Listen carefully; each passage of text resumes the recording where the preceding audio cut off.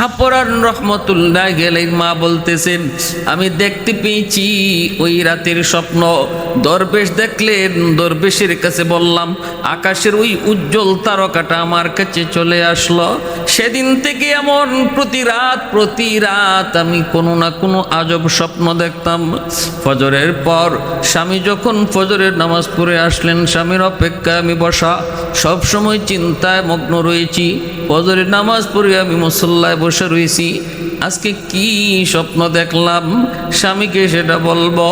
স্বামী যখন ফজরের নামাজ পড়ে করে ঢুকছেন, স্বামীকে যায় নামাজে বসে বলতেছি, স্বামী গো, আজ আমি একটা অবাক স্বপ্ন দেখেছি, অবাক করার স্বপ্ন দেখেছি গো স্বামী। স্বামী বলতেছে, কি বলো? কয়, দেখেছি এমন আকাশে একটি উজ্জ্বল তারা ঝলমল ঝলমল করে, সেই তারাটা একজন দরবেশ ইশারা দিয়া আমার কোলে এনে দিয়েছে, আমি দেখেছি। এই কথা বলতেই শাহপরান রহমতুল্লাহ আলাইহির বাবা বলতেছেন, বিবি গো, এমন একটা স্বপ্ন আজ রাত আমিও দেখেছি। স্বামী স্ত্রী দুজন একই স্বপ্ন দেখছেন। কেমন মা কেমন বাবা? বাবা বলতেছে, বিবি গো, আমি নিজে এমন দেখেছি, মনে হয় আল্লাহ পাক তোমাকে আমাকে কোনো আমানত দিবেন গো। আল্লাহ পাকের পক্ষ থেকে কোনো আমানত আমাদের কাছে আসবে। বিবি, সন্তান আল্লাহর দেওয়া আমানত, ভালো করে খেয়াল রাখবেন। সন্তান আল্লাহর পক্ষ থেকে দেওয়া আমানত, আর আমানতের বস্তু নিজের মর্জি মতো ব্যয় করা যায় না। আমানতের বস্তু যিনি দিছেন, সেই মালিকের মর্জি মতো ব্যয় করলে আমানতদারি রক্ষা হয়, আর নিজের মর্জি মতো চালাইলে আমানতে খেয়ানত হয়। নবীজি বলেন, আমানতে যে খেয়ানত করব, মরণের সময় ঈমান সাথে যাবে না। এজন্য আমানত খেয়ানত, লা ঈমান লিমাল্লা আমানাত লা, ইযা যুয়্যাতিল আমানাতু ফান্তাজিরিস সাআ। আল্লাহ রাসূল বলেন, আমানতদারি যার নাই তার ঈমান নাই। তার মানে ধমকি, আমানতদারিতে যে বেশি খেয়ানত করব, ধারণা করা যায় মৌতের সময় ঈমান সাথে যাবে না। এজন্য সন্তান আল্লাহর পক্ষ থেকে দেওয়া আমানত। এই সন্তান যারা পাইছে, আল্লাহর মর্জি মতো সন্তানকে লালন পালন করতে হবে, তাহলে আমানতদারি রক্ষা হবে। আল্লাহর মর্জি মতো তারে লেখাপড়া করাইতে হবে, আল্লাহর মর্জি মতো তারে পোশাক আশাক করাইতে হবে, আল্লাহর মর্জি মতো তারে খাওয়া দাওয়া করাইতে হবে। হারাম খাওয়া সন্তানকে খাওয়ানো যাবে না। সুদের টাকা দিয়ে সন্তান লালন পালন করা যাবে না। ঘুষের টাকা দিয়ে সন্তান লালন পালন করা যাবে না। চিটারি বাটপারি কইরা সন্তান লালন পালন করা যাবে না। এটা আমানতে খেয়ানত হবে। কিয়ামতের ময়দানে সুদকুর, ঘুষকুর আর চিটার বাটপারের সন্তানরা হাসরের মাঠে আল্লাহর আদালতে বাপমার বিরুদ্ধে মামলা দিবে, আল্লাহ, আমার বাবা হারাম টাকা ঘরে ঢুকাইয়া আমানতে খেয়ানত করার কারণে আজ আমি বেনামাজি হইছি, আজ আমিও নিজে সুদকুর হইছি, আজ আমি নিজে ঘুষকুর হইছি, কারণ আমার রক্ত হারাম টাকা দিয়া গড়া, আমার যার কারণে আমিও লাইন পাই নাই, আমিও বেলাইনে বেফতে গেছি। এই বদ হারাম জিনিসের বদ আসর আমার উপরে পড়ছে, এর জন্য আমার বাপ দায়ী। আল্লাহ, আমার বাবার বিরুদ্ধে মামলা দিলাম, মার বিরুদ্ধে মামলা দিলাম। এজন্য প্যারে হাজিরিন, হাসরের মাঠে বহু সন্তান বাপ মার বিরুদ্ধে মামলা দিবে শুধু আমানতে খেয়ানত করার কারণে। ভালো করে বুঝবেন, কলিজার টুকরা সন্তান, যেই সন্তানের জন্য তুমি দিনকে রাত বানাও, রাতকে দিন বানাও রে যুবক, রক্ত পানি করে তুমি সন্তানের ভবিষ্যৎ নিয়ে কল্পনা করো। যদি তুমি ওই সন্তানের আমানতদারি রক্ষা না করো, তাহলে এই সন্তানই কিয়ামতের ময়দানে তোমাকে আমাকে আল্লাহর আদালতে আসামি বানায় দিবে। বিন্দু পরিমাণ দরদ দেখাবে না বাবার প্রতি, বিন্দু পরিমাণ দরদ দেখাবে না মায়ের প্রতি। কিয়ামতের ময়দান সবাই নিজের চিন্তা নিয়ে ব্যস্ত থাকবে। কে কারে দোষী বানাইয়া নিজে নির্দোষ হইতে পারে। সন্তান বাপ মারে দোষী বানাইয়া নিজে নির্দোষ হতে চাইবে, মা সন্তানকে দোষী বানাইয়া নিজে নির্দোষ হতে চাইবে। বিন্দু পরিমাণ কেউ কাউকে মায়া দেখাবে না। ইয়াউমা ইয়াফিরুল মারউ মিন আখিহি ওয়া উম্মিহি وأبيه وصاحبته وبنيه لكل امرئ منهم يومئذ شأن يغنيه। পরিষ্কার আল্লাহ পাক এই জায়গায় ব্যক্ত করে দিয়েছেন, কেউ কাউকে দরদ দেখাবে না, কেউ কাউকে মায়া দেখাবে না। শাহপরান রহমতুল্লাহ আলাইহির বাবা ওনার মাকে বলতেছে, বিবি গো, আল্লাহর কাছে দোয়া করো, হয়তো আল্লাহ পাক তোমাকে আমাকে বহুত বড় একটা আমানত দিবে গো। কারণ যে স্বপ্ন তুমি দেখেছো এই স্বপ্ন আমিও আজ রাত দেখেছি। ভাইরা বন্ধুরা, দুজন মা বাবা আল্লাহর কাছে কান্নাকাটি করেন, দিন যায় রাত যায় আল্লাহর কাছে কান্নাকাটি করেন।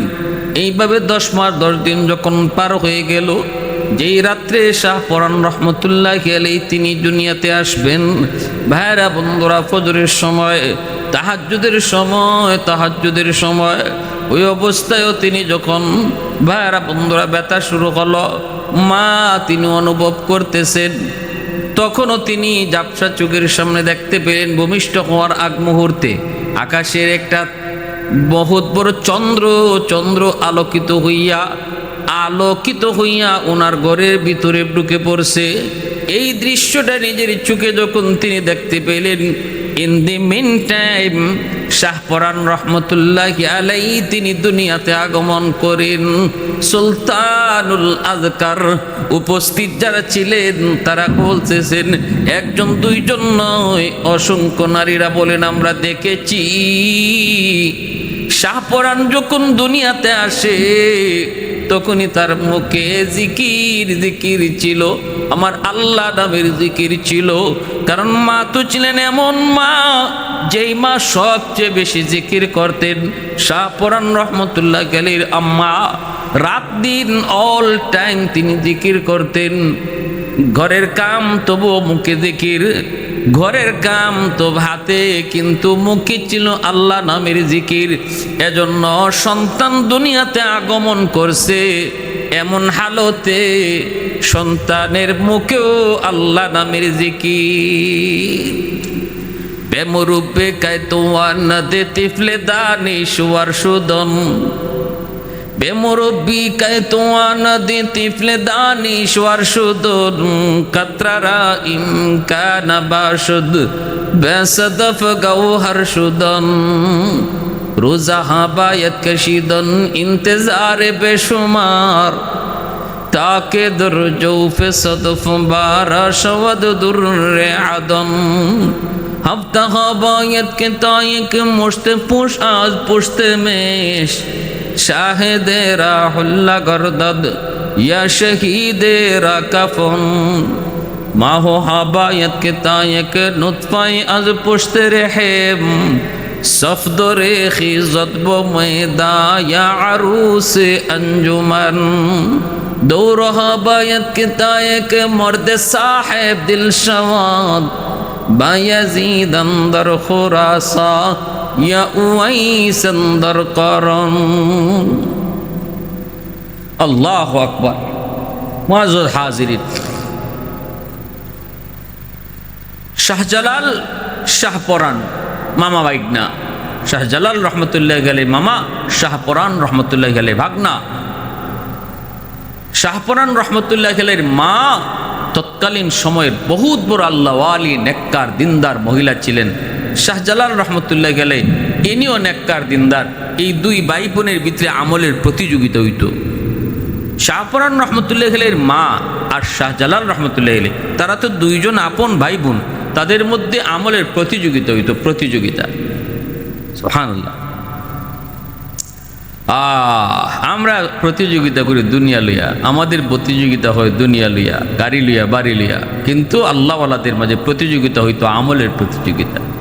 ভাই বোনের মধ্যে প্রতিযোগিতা হইছে কে কয় রাকাত বেশি নফল নামাজ পড়তে পারে, কে কয় পারা কোরআন তেলাওয়াত করতে পারে, সেই প্রতিযোগিতা হইছে তাদের ভাই বোনের মধ্যে। আর জগৎ বিখ্যাত আল্লাহর ওলি হয়ে গেছে, দুনিয়া তাদেরকে চিনে, দুনিয়া তাদেরকে সম্মান করে। আহা মুসলমান, আর আমাদের হালত কোথায়? বাইরে বন্ধুরা জন্য বলতেছিলাম, দুনিয়াতে আগমন করলেন, বাবার পাশে বসা, বয়স 6 বৎসর। তখনকার সময় একটি ঘটনা, একজন লোক দৌড়ে এসে বলতেছে শাহপরান রহমতুল্লাহ আলাইহির আব্বাকে, হুজুর আমার একটা মাত্র ছেলেটা হারিয়ে গেছে, ছেলেটা পাই না, একটা মাত্রই ছেলে, মা পাগল পাগল, কিছুই খায় না, ছেলেকে হারায় মা একদম পাগলের মতো। একটু দোয়া করেন, একটু দোয়া করেন ছেলেটাকে যেন আল্লাহ ফিরিয়ে দেয়। শাহপরান রহমতুল্লাহ আলাইহির বয়স তখন 5 থেকে 6 বৎসর। জীবনের ভিতরে এসেছে। তিনি ওই সময় ওই লোকটারে বলতেছেন, যান আপনি বাড়িতে যান, যা সন্তানের জন্য খাবার রেডি করেন, রেডি করা শেষ করতে করতে আপনার সন্তান হাজির হয়ে যাবে ইনশাআল্লাহ। বাবা অবাক হয়ে গেলেন। বাবা শাহপরান, এ বাবা এটা কেমন করে সম্ভব? তুমি এটা কেমন করে বললা? কেমন করে তুমি জেনেছো? কেমন করে তুমি এমেন্টের জেনেছো?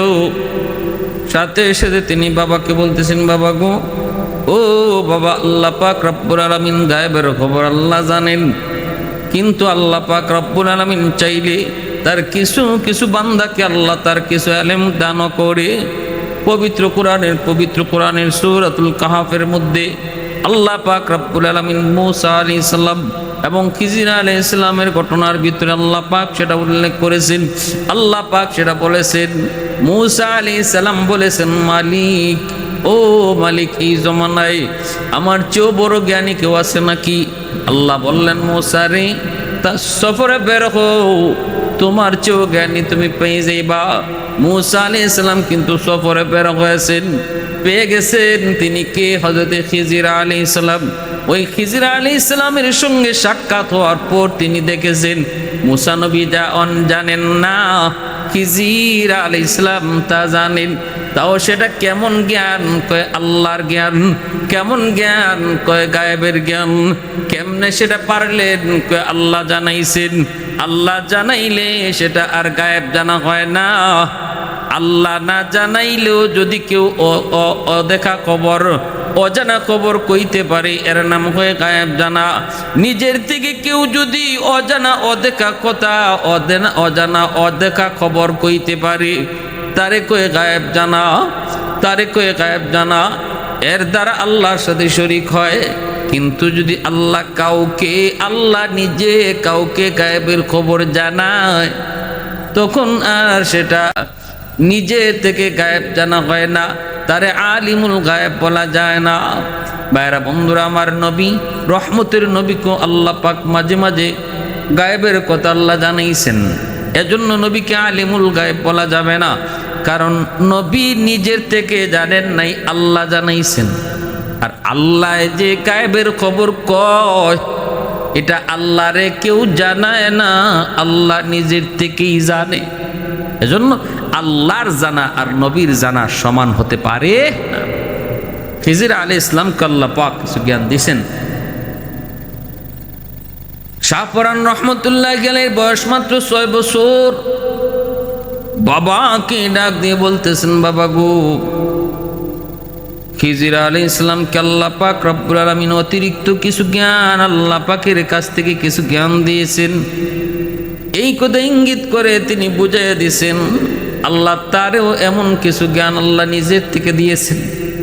বাবা বুঝে গেছে আমার শাহপরান, আমার সন্তানকে আল্লাহ পাক কিছু মারিফতি জ্ঞান, আল্লাহর দেওয়া জ্ঞান, যেটাকে ইলমে লাদুনি বলে আল্লাহ দিছে।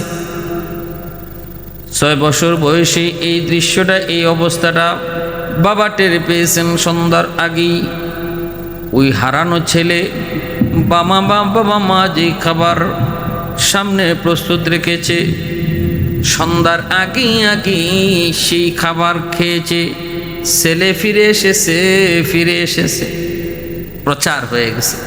শাহপরান রহমতুল্লাহ আলাইহি ছোট কালি সেই বুজুর্গ 10 বছর বয়সে বাবা জিহাদের ময়দানে গিয়ে শহীদ হয়ে গেলেন। 10 বছর বয়সে আল্লাহর ওলি শাহ পরান রহমতুল্লাহি আলাইহি বাবা হারাইলেন। মা কান্নাকাটি করে মাকে বলতেছে, মা গো কেন কাঁদো? মা কই, বাজান আমি তো আনমনা হয়ে আছি তোমার চিন্তা করে রে বাজান। কোথায় তোমাকে লেখাপড়া করাবো, কেমনে তোমাকে লালন পালন করব? আমি একজন নারী দুর্বল, কোথায় তোমারে নিব, কোথায় কি পড়াবো, এই চিন্তা করে মায় কান্না করি। শাহ পরান রহমতুল্লাহি আলাইহি তখন কই, মা গো এটা ঠিক না, মা আব্বা দুনিয়াতে নাই, এজন্য আপনি কান্দেন। আমার মায়ের নবী জন্মের আগেই তো বাবা হারাইছে। আমি তো 10টা বৎসর পর্যন্ত বাবা পেয়েছি, বাবার আদর পেয়েছি, কিন্তু রহমতের নবী তো জন্মের আগেই বাবা হারাইছেন। আব্বু ডাকের ভিতরে কেমন মজার নবী তো জানেন না। পৃথিবীতে এমন কত সন্তান এতিম বাবা হারাইছে, তাই বলে তাদের জীবন থেমে থাকে নাই। আল্লাহ পাক তাদের জীবন চালাইছে।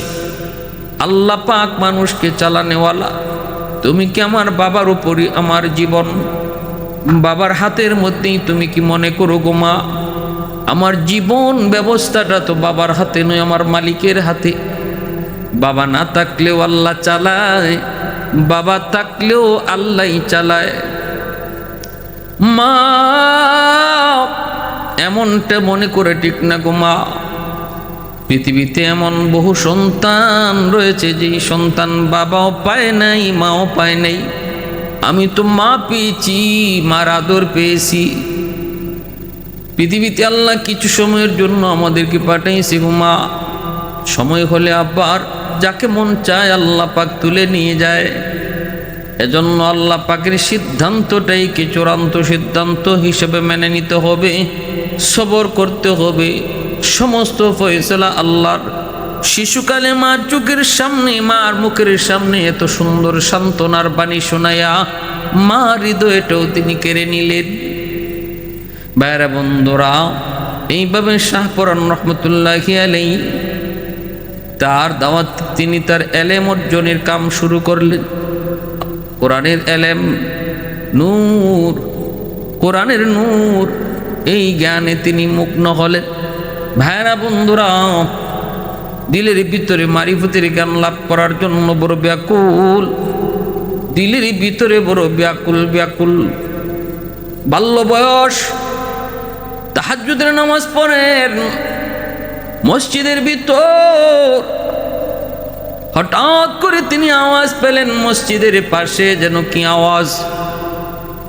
চতুর্দিকে ঘুরেন, কোনো আওয়াজ পান না। 3 দিন পর্যন্ত ঘুরে ঘুরে একদিন দেখতে পেলেন মসজিদের ভিতরে কম্বল মুড়ি দিয়ে একজন মানুষ মসজিদের এই পাশ থেকে ওই পাশে যায়। শাহ পরান রহমতুল্লাহ গেলেই ডাক দিয়ে বলেন, ও আল্লাহর ওয়ালি, কি আপনি কেন প্রতিদিন আমাকে ডাক দেন? তখন তিনি আওয়াজ দিয়ে কয়, তুমি নিশাপুর চলে যাও, সেখানে একজন আল্লাহর ওয়ালি আছে, তার সহবতে যাও।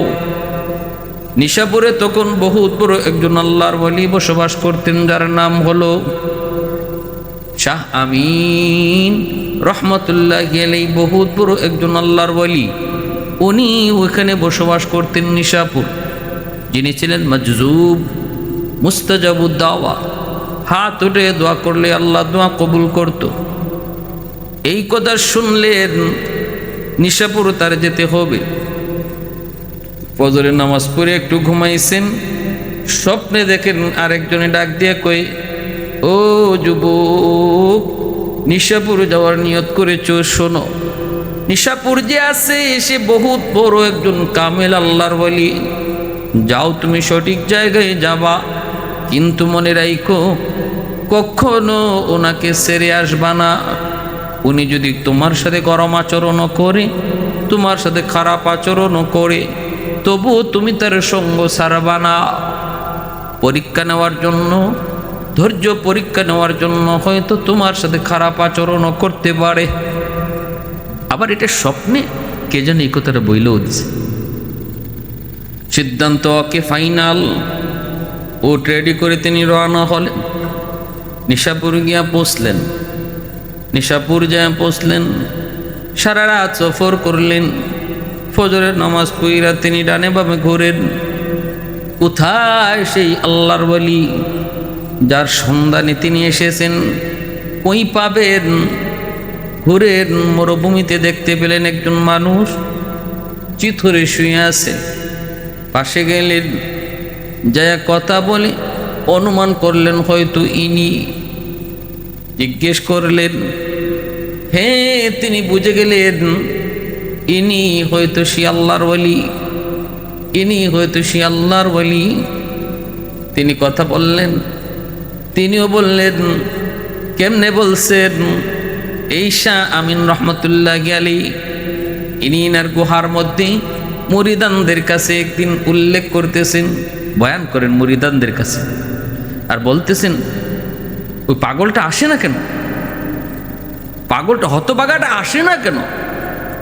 তখন মুরিদানরা বলছিল, হজরত কাকে বলতেছেন? শাহ আমিন রহমতুল্লাহ আলী বলতেছে, আরে এত কিছু তোমাদের বুঝতে হবে না, এত কিছু তোমাদের জানতে হবে না, এত কিছু তোমাদের জানতে হবে না। তো যেদিন শাহপুরান রহমতুল্লাহ আলী ওনার খুঁজে আসতেছেন, ইনি গুহা থেকে বের হইয়া ওনাকে আগায় আনতে গেছে। কথা না বইলে কিছু কথা পরিচয় দিয়েই উনি শাহপুরান রহমতুল্লাহকে ফালাইয়া চলে আসতেছেন। কিন্তু আল্লাহর ওলি তিনি তো ওনাকে সঙ্গ সারেন না। পিছনে তাকে যখন দেখছেন যে শাহপুরান পিছনে আসতেছে, পাশে যাইয়া এমন জোরে একটা ঘুষি মারছেন, একটা ঘুষি দিতেই উনি মাটিতে চিত হয়ে পড়ে গেছেন। কিন্তু শাহপুরান রহমতুল্লাহ গেলে বিন্দু পরিমাণ তিনি গুসা করেন নাই, রাগ করেন নাই। মাটি থেকে উইটা আবারও মুর্শিদের পিছনে পিছনে হাঁটতে লাগলেন। শামিন রহমতুল্লাহ গেলে তিনি আবার পিছনে তাকায় দেখেন যুবক ওনার পিছ ছাড়ে না। আবার গুসা করে কাছে এসে এমন জোরে লাথি মারলেন, প্রায় 3 হাত 4 হাত দূরে লাথি মাইরা ফালাইয়া দিছেন। এত জোরে লাথি, এত জোরে আঘাত, শাহপুরান রহমতুল্লাহ গেলে মাটিতে পড়ে এমন ব্যথা পাইছেন, উঠতে পারেন না। তখন শাহ আমিন রহমতুল্লাহ গেলে যাই আস্তে করে আবার মায়া করে টান দিয়ে বুকে জড়ায় নিছেন, গোলাবালি করে আদর করে পুষতেছেন। আর হাতের মধ্যে একটা পানির জগা ছিল, পানিটা পান করাইছেন। ব্যথা শরীর থেকে চলে গেল, মায়া করে গুহার ভিতরে ঢুকাইছেন। দেখেন অনেকগুলি মানুষ, এখানেই হলো ওনার কামরা, খাস কামরা। ওখানে যাওয়ার পর শাহপুরান রহমতুল্লাহ গেলে তিনি বুঝতে পারলেন এতক্ষণ পর্যন্ত যেই মানুষটা তার সাথে কঠিন আচরণ করেছে সে মূলত কঠিন আচরণের লোক নয়, বড় নরম নরম দিলের লোক। তাহলে কঠিন আচরণটা হয়েছে তাকে পরীক্ষা করার জন্য। আর কাছে আইনা চোখের মধ্যে আঙ্গুলটা টিপ দিয়ে এইভাবে ধরলেন, চোখটা মুছলেন। শাহপুরান রহমতুল্লাহ আলাইহি দুটা চোখ এইভাবে আঙ্গুল দিয়া বন্ধ কইরা পিঠের মধ্যে এইভাবে 7টা আঘাত করলেন, ঘুষি দিলেন। 7টা ঘুষি দিলেন। প্রতিটা পিঠের মধ্যে আঘাতের দ্বারা প্রতি আঘাতে আঘাতে এক একটা আসমান ইনি দেখতেছেন। তৃতীয় পিঠের আঘাতে দ্বিতীয় আসমান দেখেন, তৃতীয় পিঠের আঘাতে তৃতীয় আসমান দেখেন। এইভাবে 7টা আসমান পর্যন্ত তিনি দেখছেন। পিঠে 7টা আঘাত করেন, 7 আসমান তিনি দেখেন। এত বড় মারিফতের জ্ঞান শাহ আমিন রহমতুল্লাহ আলাইহি শাহপুরান রহমতুল্লাহ আলাইহিকে দিছেন। এমনি এমনি এত বড় ওলি হইছেন, এমনি এমনি। তখনই বলতেছেন, বাবা আর আমার কাছে তোমার থাকতে হবে না, তোমার কারামত, তোমার বুজুর্গি আমার যদ্দুর দায়িত্ব ছিল যদ্দুর আমি দায়িত্ব আদায় করছি, এখন তুমি যে কওমের খেদমত করো। তিনি বলছিলেন, হযরত আমি আরও কিছু সময় আপনার কাছে থাকতে চাই। ইনি বলেন, না, নট অ্যালাউ, তুমি এখন তোমার দায়িত্বে চলে যাও। শাহপুরান রহমতুল্লাহ গেলে উনি অন্যত্রই নিশাপুর এক জায়গায় তিনি আবার আরেকটা খানকা করছেন। ওই অবস্থায় তিনি সংবাদ পেলেন মামা হিন্দুস্তান যাবেন। শাহজালাল রহমতুল্লাহ গেলে তিনি মামার লোক ধরলেন।